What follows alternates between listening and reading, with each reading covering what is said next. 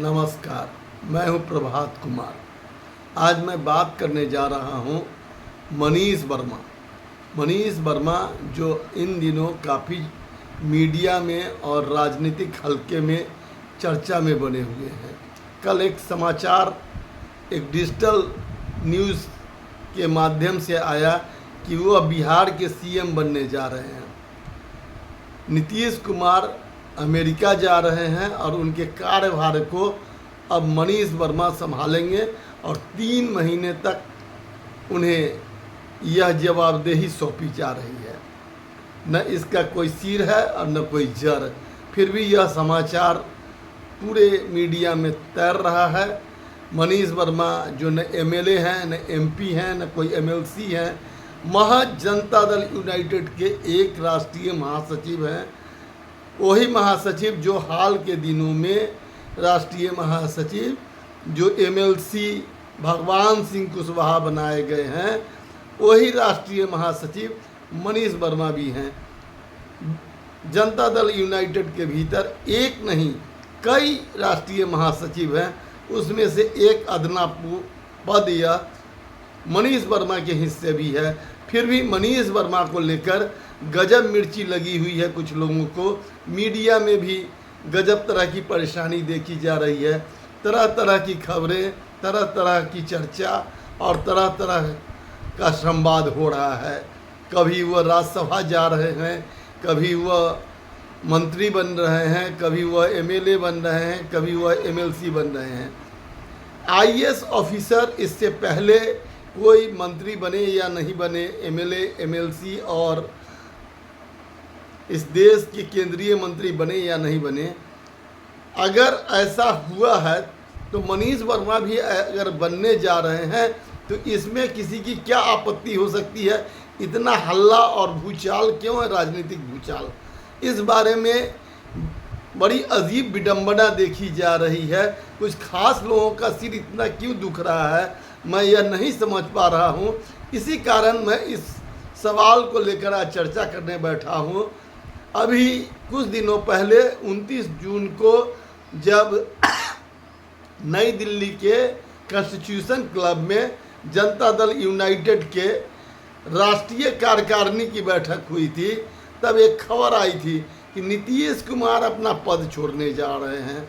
वह अब राष्ट्रीय अध्यक्ष नहीं रहेंगे जनता दल यूनाइटेड के, यह पद मनीष वर्मा को सौंपने जा रहे हैं। लेकिन हुआ कुछ उल्टा ही। मनीष वर्मा कहीं उस कार्यक्रम तक में नहीं दिखे। उस समय वह जनता दल यूनाइटेड के सदस्य भी नहीं थे, लेकिन यह चर्चा पूरे मीडिया जगत में छाई रही।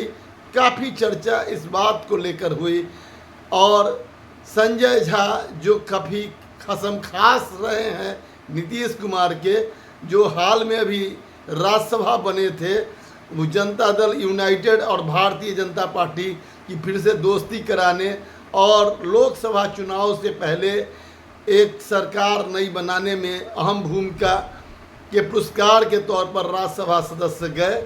संजय झा जनता दल यूनाइटेड के कार्यकारी अध्यक्ष बनाए गए।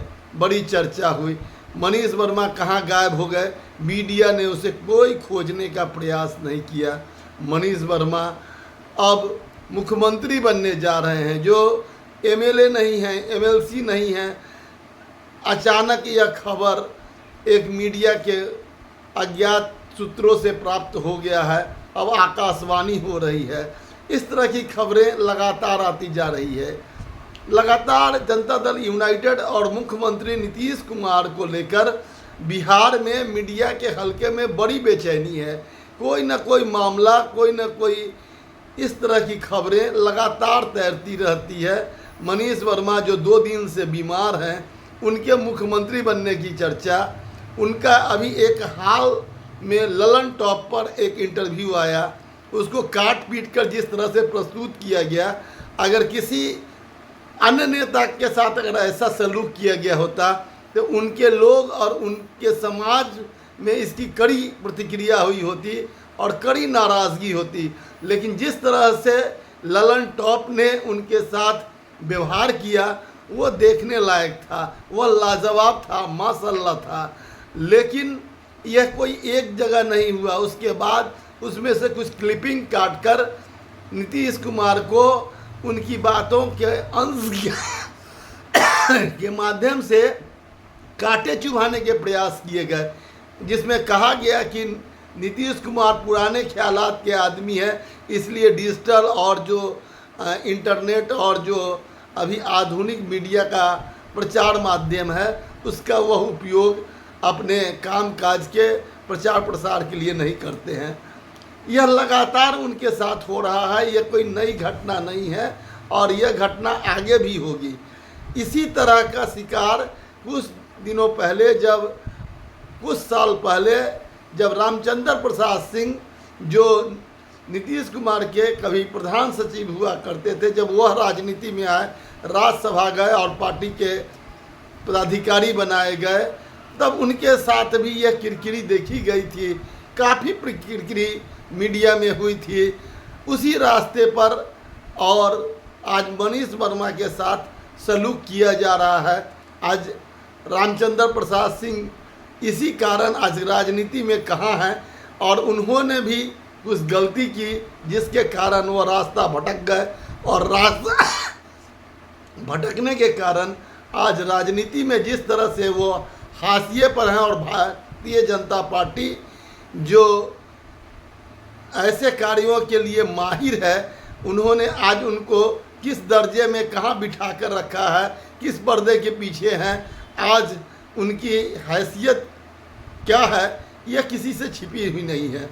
मनीष वर्मा के साथ भी यही खेल खेला जा रहा है और लगातार मनीष वर्मा को ट्रोल करने की कोशिश हो रही है। यही नहीं, पार्टी के भीतर जो कुछ नेता और कुछ समाज के लोग हैं, उन्हें भी मनीष वर्मा का चेहरा फूटी आंखों नहीं सुहाता है। एक पार्टी के प्रदेश महासचिव कहते हैं कि जनता दल यूनाइटेड में अभी कुशवाहा राज चलता रहेगा। कुशवाहा को लेकर कुर्मी कितना भी हल्ला करेंगे, कुशवाहा राज से बिहार के जनता दल यूनाइटेड को मुक्ति नहीं मिलने वाली है। वह उमेश कुशवाहा ही बिहार में प्रदेश अध्यक्ष रहेंगे और उनके जो टीम है वही काम करती रहेगी। अच्छी बात है, यह दोनों कुर्मी और कोयरी दोनों का समन्वय शुरू से जनता दल यूनाइटेड और समता पार्टी में बना हुआ है, यह बना रहना चाहिए। लेकिन इस सच्चाई से भी कोई इनकार नहीं कर सकता कि उमेश कुशवाहा प्रदेश अध्यक्ष बनाए जाने के बाद से जनता दल यूनाइटेड के सांगठनिक स्थिति में जो हरास हुआ है, जो स्थितियां बिगड़ी है, वह किसी से भी छिपा हुआ नहीं है। जिस तरह से लोकसभा के चुनाव में जनता दल यूनाइटेड के साथ कुशवाहा वोटों का एक बड़ा वर्ग दूसरे जगह भी गया और दूसरे तरफ भी वो एनडीए के अलग भी वोट किया, यह भी किसी से छिपा हुआ नहीं है। राष्ट्रीय जनता दल के तरफ उनका लगाव, और कुछ दिन पहले सम्राट चौधरी जब प्रदेश अध्यक्ष बनाए गए थे तो उनके प्रति भी इस समाज का जो लगाव आया था वह स्वाभाविक तौर पर था। लेकिन यह समाज किस तरह से कई भागों में बटा हुआ है, यह भी किसी से छिपा हुआ नहीं है। लेकिन अब आपस में ही लव कुश को लड़ाने की कोशिश हो रही है, कुर्मी कोयरी को लड़ाने की कोशिश हो रही है। और इस कोशिश के पीछे कौन लोग हैं और उनकी क्या मंशा है। एक दिन अगर विजय चौधरी और अशोक चौधरी और संजय झा नीतीश कुमार के पीछे नहीं दिखते हैं तो मीडिया से लेके तमाम हलके में बेचैनी हो जाती है कि आज नीतीश कुमार के पीछे ये सुदर्शन चेहरे नहीं दिखे, आखिर ऐसा क्यों। और एक तरफ मनीष वर्मा जो कहीं भी अभी राजनीति के किसी पद पर नहीं है, मात्र राष्ट्रीय महासचिव हैं, राष्ट्रीय महासचिव हैं, उनको लेकर जिस तरह से किरकिरी हो रही है उसको लेकर एक बड़ी चिंता उनके समाज और उनके प्रशंसकों में हो रही है। माना जा रहा है कि उनका भी हश्र रामचंद्र प्रसाद सिंह ही जैसा नहीं क्यों होगा। यह तय है कि बीते दिनों जिस तरह से जनता दल यूनाइटेड में कुर्मी समाज के लोगों को अपना नेता की ज़रूरत महसूस हुई थी, उसका एक दूसरा रूप आरसीपी के बाद मनीष वर्मा में दिखा। हर जाति का आकर्षण अपने नेता में होता है। ऐसी स्थिति में इस तरह की चर्चा और इस तरह का भेदभाव और मलाल उचित नहीं दिखता है। मनीष वर्मा 2000 कैडर के उड़ीसा कैडर के अधिकारी, मनीष वर्मा 2000 उड़ीसा कैडर के 2000 के अधिकारी हैं, जो 2012 में बिहार आए थे और फिर बिहार में ही रह गए। 18 में उन्होंने नौकरी को रिजाइन कर दिया और एडिशनल एडवाइज़र के रूप में नीतीश कुमार के साथ बने रहे। उन्होंने एक लंबी सेवा की और लंबी सेवा के बाद जब राजनीति में आने का फैसला किया और जब उन्होंने पार्टी की सदस्यता ग्रहण की और जब उन्हें राष्ट्रीय महासचिव का पद दिया गया है, तब से यह भूचाल बिहार में जारी है। आखिर मनीष वर्मा को लेकर ऐसी स्थिति के पीछे कौन लोग हैं, इसकी भी पड़ताल करने की ज़रूरत है। मनीष वर्मा को लेकर कुछ मीडिया के लोगों के बीच चिंता है, परेशानी है, खीज है या उनकी कोई व्यवस्था है जो बार बार उनको टारगेट करते हैं और उनको लेकर ऐसी खबरें चलाते हैं जो अविश्वसनीय भी है। यही नहीं, उनकी खबरें बार बार बदल जाती है, बार बार उसका एंगल भी बदल जाता है और संशोधन कर वो यही कहते हैं कि कयासों का मामला है, हम उम्मीद करते हैं, हम अनुमान लगाते हैं, हम खबरों को अपने जो सूत्र हैं उसके माध्यम से टटोलने का प्रयास करते हैं, इसलिए इसमें परिवर्तन होता है। राजनीतिक खबरों के मामले में इस तरह की जो स्थिति बनी हुई है बिहार में, उसको लेकर मैं इतना ही कहूँगा कि जो अन्य राजनेता जो आईएएस हैं, जो आईएएस होने के बावजूद भारतीय राजनीति में आए, बिहार की राजनीति में आए, एक नाम उसमें राजकुमार सिंह का है जो केंद्रीय मंत्री भी थे, अभी चुनाव हार गए हैं और फिर से उनके डिप्टी सीएम बनाए जाने की बात हो रही है।